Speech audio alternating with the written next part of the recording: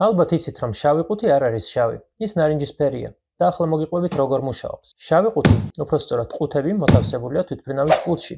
იქ მას გადარჩენის შანსი მეტი აქვს.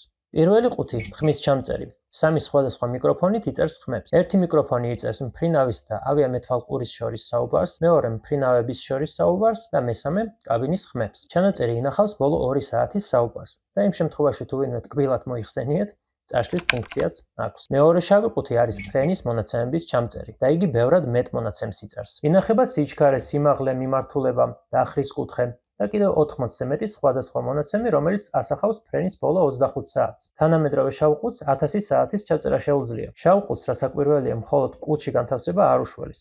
ამიტომ იგი ისე არის შექმნილი, რომ გაუძლოს 3500 G გადატვირთვებს, დარტყმებს და 1100 გრადუს სიცხეს 30 წუთის განმავლობაში. მაგრამ ამაზე მნიშვნელოვანი ეს პატარა ქილაა, რომელიც შავი ყუთის გვერდზეა მოთავსებული. ეს არის წყალში გადმომცემი ლოკატორი. წყალში მოხვედრისას იგი ყოველ წამს გადასცემს სიგნალს, მინიმუმ 30 დღის განმავლობაში და მას შეუძლია 6 კილომეტრის სიღრმეზე მუშაობა. მისი პოვნა კი ამ პატარა წყალქვეშა გემს ევალება. და ბოლოს, რატომ ქვია შავ ყუთს შავი? ერთ-ერთი თეორიის თანახმად, ჩამწერი ფირების გამო, რომელიც ადრინდელ ფოტოაპარატების ფირების მსგავსად, სინათლეზე ფუჭდებოდა. ამიტომ ბნელ შავ ყუთში უნდა ყოფილიყო მოთავსებული. დღეს ყველა მონაცემი ისეთივე მყარ დისკზე ინახება, როგორც თქვენს ტელეფონშია. ყუთი კი ისეთი ფერისაა, რომ მისი პოვნა არ გაუჭირდეთ.